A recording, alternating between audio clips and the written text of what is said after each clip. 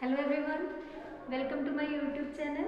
Today I will teach you real numbers again. There are some concepts which we have not done, So I will start with the real numbers, with the basic concepts. Basic concepts. I have already done in this chapter. I have already done that Euclid division lemma. Now the second concept is fundamental theorem of arithmetic. What is fundamental theorem of arithmetic? Fundamental theorem of arithmetic.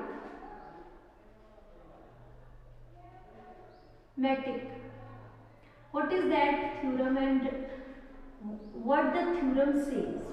Theorem says that every composite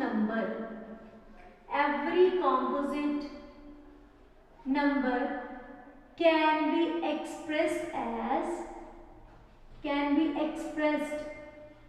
as the product of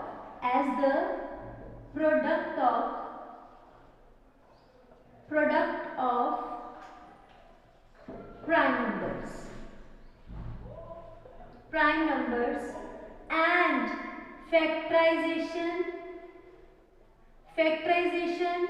of such numbers is unique. Unique means only one type. Okay. The theorem, I will repeat again. Theorem says that every composite number can be expressed as a product of prime. For example, we have one question number 3825. This is a composite number, and what the theorem says? Theorem says that its factors are all the prime numbers. Let us suppose we have 3825. I will do the factorization like this. By 3, 3 1s are 3, 3 2s are 6, 3 7s are 3 5s are. फिर 3 से 3 4s are 12, 3 2s are 6, 3 5s are. Now come to the 5, 5 8s are 45 5s are. Now फिर 5 5 17s are. So it can be expressed as 3 into 3 into 5 into 5. So this 5 into 17. These all numbers are prime. Therefore, we can say that every composite number can be expressed as the product of prime. All the prime numbers are there. Each composite number can be expressed as the product of prime numbers. Okay. Now come to the second result. Second result says that. What is the second result? For any two positive numbers A and B, HCF of AB into LCM of that AB numbers is equals to A cross B. It is applicable only in two numbers. Let us suppose, for example, we have one number is 26 and another number is 91. Okay, first of all, to verify this result, I have two numbers 26 and 91. First of all, I do the factors. 2 into 13, 91, 7 into 13. That means HCF, highest common factor, that is 13. And the LCM is 2 into 7 into 13. When you multiply 14 and 13, 3 4s are 12, 3 or 1, 14, 182. Okay. 2 into 7 into 13. Now come to the product. Theorem says that take left hand side. Left hand side is LCM into HCF. LCM into HCF. LCM is 182 into HCF, that is 13. So when I multiply 182 to 13, we get 182 into 13. 3 2s are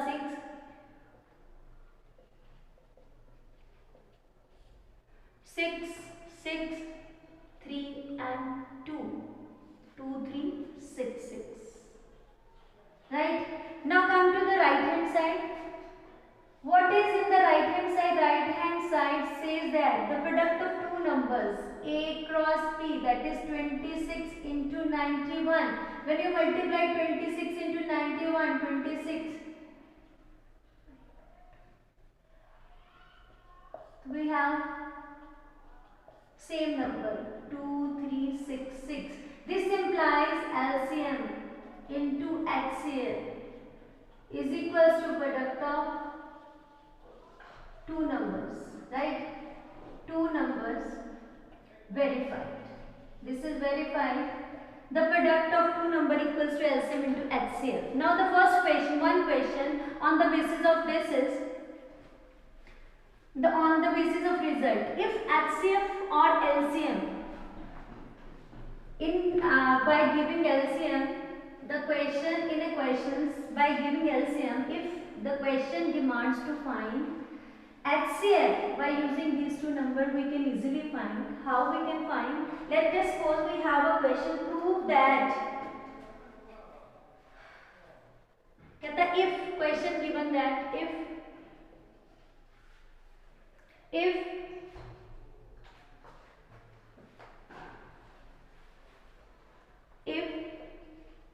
HCF of 306, 657 is equals to 9, find LCM. How you can find? By using that same number, solution taking the same results, LCM into HCF is equals to product of two numbers. Product of two numbers. The first number is LCM. We doesn't have LCM, so for finding the LCM, we have product of two numbers. Two numbers divided by HCF, right? Product of two numbers 306 into 657 and divided by 9. 9 cancel this. 9 sevens are 63. 9 threes are 27. 306 and 73 will be multiplied. We have 8, 3,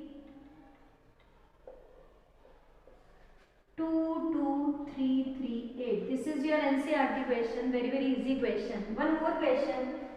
You have to show that on the basis of this prime factorization, check whether. Question says that check whether 6 raised to power n ends with 0 or not. Our fundamental theorem says that every number can be expressed as the sum of product, as the product of the prime numbers. The question demands check whether 6 raised to power n ends with 0 or not. This is important question. Check whether 6 raised to power n ends with 0 or not. This is a question. How you can check? In a class 10th, we have some in mathematics as well as in mathematics. There is one method, that is supposition method. We have to suppose one thing and at last we have to contradict our supposition, and our supposition, when we make our supposition wrong, at last we can say that our supposition, therefore this is the right answer. We have to suppose opposite things which is given here. As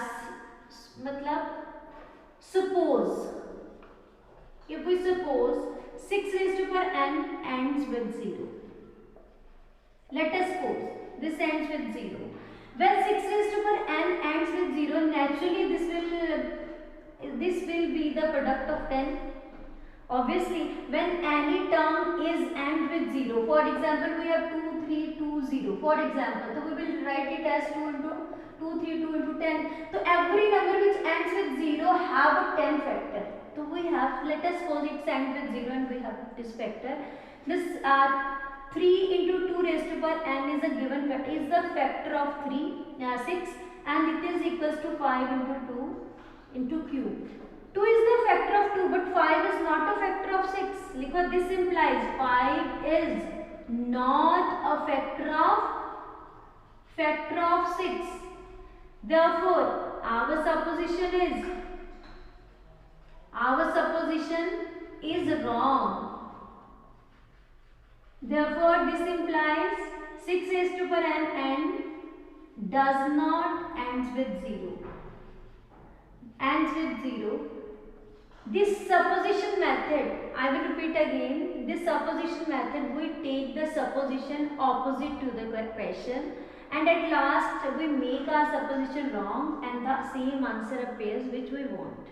This same supposition method we will apply for irrational numbers to prove any number as an irrational number. You have to use this supposition method also. I will do that question in the next video. Thank you.